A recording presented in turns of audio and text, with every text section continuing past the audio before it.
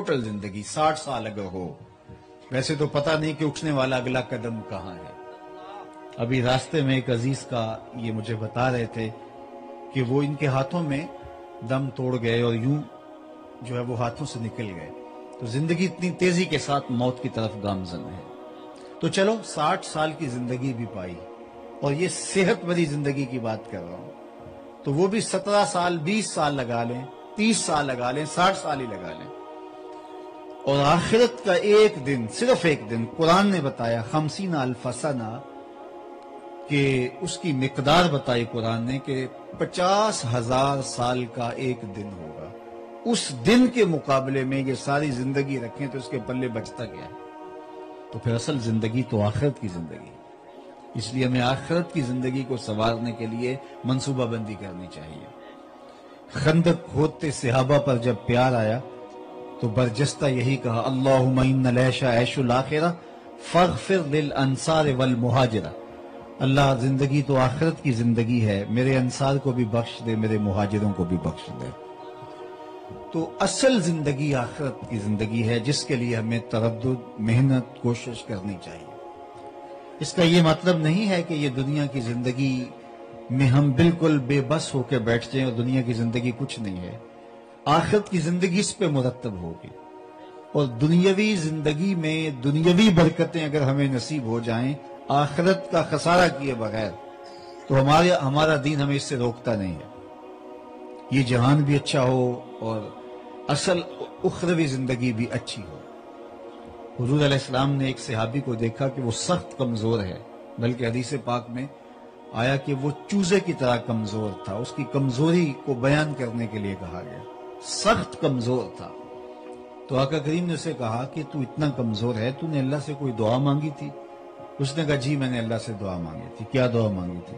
اس نے کہا میں یہ دعا مانگی تھی کہ آخرت کے حصے کے دکھ بھی دنیا پہ آ جائیں، میری آخرت صاف ہو جائے۔ تو میں یہ دعا مانگتا رہا تو شاید دعا قبول ہو گئی۔ بہت ساری تکلیفیں، اذیتیں، پریشانیاں مجھے گھیرے رکھتی ہیں، تو ان پریشانیوں اور دکھوں نے میرا یہ حال کر دیا جو آپ کے سامنے ہے۔ تو بظاہر بڑی خوبصورت سی بات تھی کہ اس نے آخرت صاف کر لی اور کہا کہ آخرت کے حصے کے دکھ بھی مجھے دنیا پہ مل جائیں، لیکن میرے اور آپ کے آقا و مولا نے اس پر حوصلہ افزائی کرنے کی بجائے اسے کہا، تو نے یہ کیوں کہا کہ آخرت کے حصے کے دکھ دنیا پہ آ جائیں؟ تو نے یہ کیوں نہیں کہا ربنا آتنا فی الدنیا حسنۃ وفی الآخرۃ حسنۃ، اللہ میری یہ زندگی بھی اچھی کر دے، میری وہ زندگی بھی اچھی کر دے۔ اس سخی کی چوکھٹ سے مانگنے لگے ہیں تو پھر تھوڑا کیوں مانگے؟ دنیا بھی مانگیں، دین بھی مانگیں، آخرت بھی مانگیں، اس کے حضور سے طلب کریں، تو یہ زندگی کی دنیا بھی اچھی ہو، اللہ آسودگیاں دے، برکتیں دے، بہاریں دے، صحت بخشے، عزتوں سے نوازے، مالی آسودگیاں ہو، اللہ تعالیٰ آسانیاں پیدا کرے، مانگنا چاہیے، لیکن آخرت کی قیمت پر نہیں۔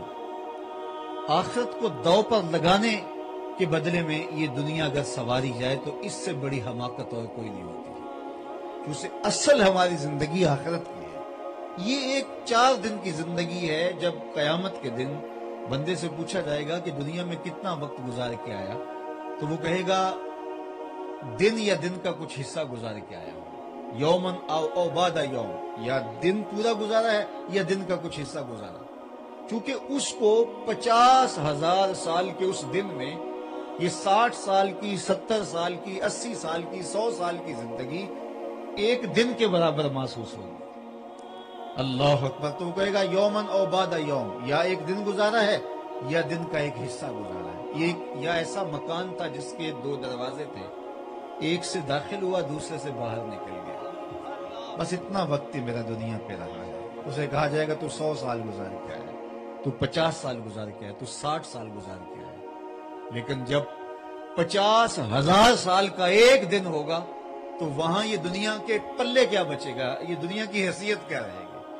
تو پھر دانا وہ ہے جو اپنی آخرت کو سنبھالتا ہے، لیکن عمومی ہمارا رویہ کیا ہے کہ الدنیا حلم، دنیا میٹھا خواب ہے، اس لیے آخرت کو ہم فراموش کر دیتے ہیں۔ آنکھ بند ہوتی ہے تو پھر آنکھ کھلتی ہے۔ اللہ نے قرآن مجید میں اس رویے کو بیان فرمایا سورۃ الاعلی میں، بل تؤثرون الحیات الدنیا والآخرۃ خیر وابقی، تم جیتی دنیا کے پیچھے بھاگتے ہو، تمہاری دوڑ، تمہارا تردد، تمہاری محنت اس دنیا کو حاصل کرنے کے لیے، والآخرۃ خیر وابقی، حالانکہ آخرت بہتر بھی ہے اور آخرت دائمی بھی ہے۔ دائمی کا آپ نے قرآن مجید کے حوالے سے سنا، مقدارہ 50,000 سنہ، کہ ایک دن 50,000 سال کا۔ اب وہ بہتر کیسے ہے؟ تو صحیح بخاری اور دوسری کتب حدیث میں حضور علیہ الصلوۃ والسلام کے فرامین پڑھیے کہ دنیا اور آخرت کا موازنہ حضور نے کیا۔ ذرا غور کیجئے، میں لمبا خطاب کرنے کی عادت نہیں رکھتا، لیکن جتنی دیر تک میں آپ سے مخاطب رہوں تو اگر آپ توجہ رکھیں گے تو آپ کو بہت کچھ انشاءاللہ حاصل ہوگا اور یہ چیزیں ہماری زندگی میں کام آنے والی ہیں۔ تو حضور علیہ السلام نے ارشاد فرمایا، اگر کسی کو جنت میں ایک کوڑا رکھنے کی جگہ مل جائے، ایک کوڑے کی رسی جتنی جگہ جنت میں مل جائے، دنیا و ما فیہا سے وہ جگہ زیادہ قیمتی ہے۔ یہ جنت کی پراپرٹی ویلیو ہے، اتنی قیمتی ہے۔ یہاں آپ دیہات میں کوئی 10-20 ایکڑ فروخت کریں تو جیلم چوک کے اندر اگر آپ خریدنا چاہیں تو ہو سکتا ہے 5 مرلے کا ایک پلاٹ خرید سکیں۔ یہ پراپرٹی ویلیو یہاں اور وہاں کی، اور وہاں سے اگر فروخت کریں تو سب سے قیمتی جگہ حرم کے آس پاس ہے، تو وہاں ہو سکتا ہے کہ آپ فٹوں میں لیں، جگہ جگہ کی پراپرٹی ویلیو ہوتی ہے۔ یہ جو یہ کام کرتے ہیں زیادہ پتہ ہوتا ہے، لیکن جنت کی پراپرٹی ویلیو اللہ کے رسول نے بیان فرمائی ہے۔ کہ کیا جنت کی پراپرٹی ویلیو ہے؟ یہاں تو کہا جاتا ہے نا کہ وہ ہم دیہاتوں میں پوچھے تو وہ کہتے ہیں اتنے کا ایکڑ، لیکن ٹاؤن میں چلے جائیں تو وہ کہتے ہیں کہ جو ہے وہ اتنے کا پلاٹ 5 مرلے کا کنال کا، اور آپ چلے جائیں کسی کمرشل ایریے میں تو وہ کہتے ہیں کہ اتنے کا اتنے فٹ۔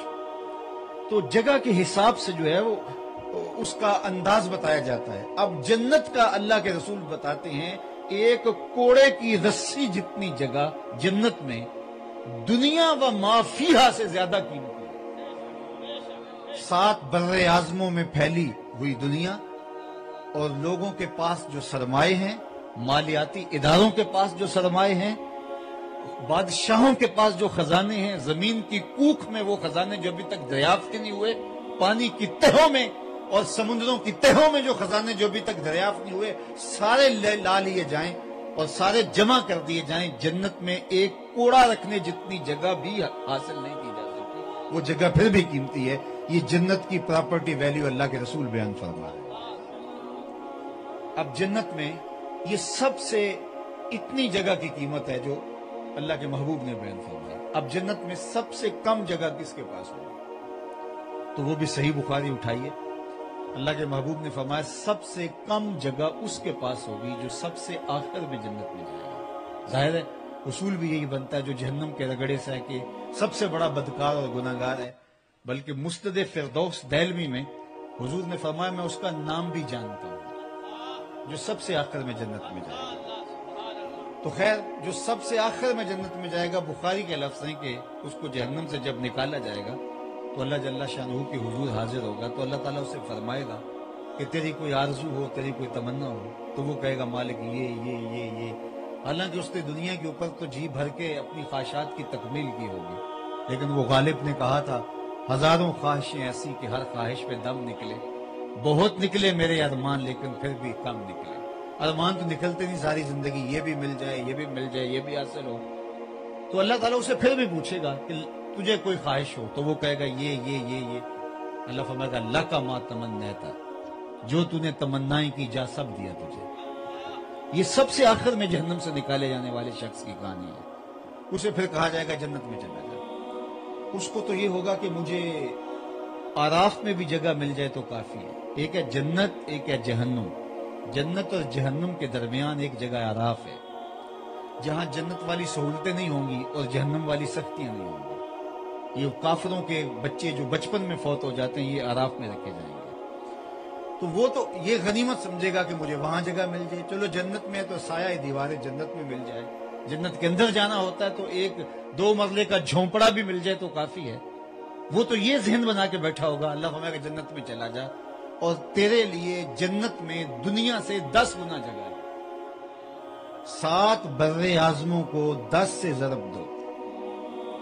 کہا اتنی جگہ تیرے لیے دنیا میں ہے. اللہ اکبر. کس کے لیے؟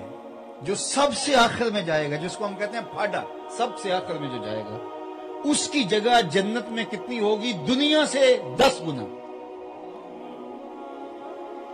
اور قیمت کتنی ہے اس جگہ کی کہ ایک عصا رکھنے کی جگہ مل جائے تو دنیا و ما فیہا سے زیادہ قیمتی.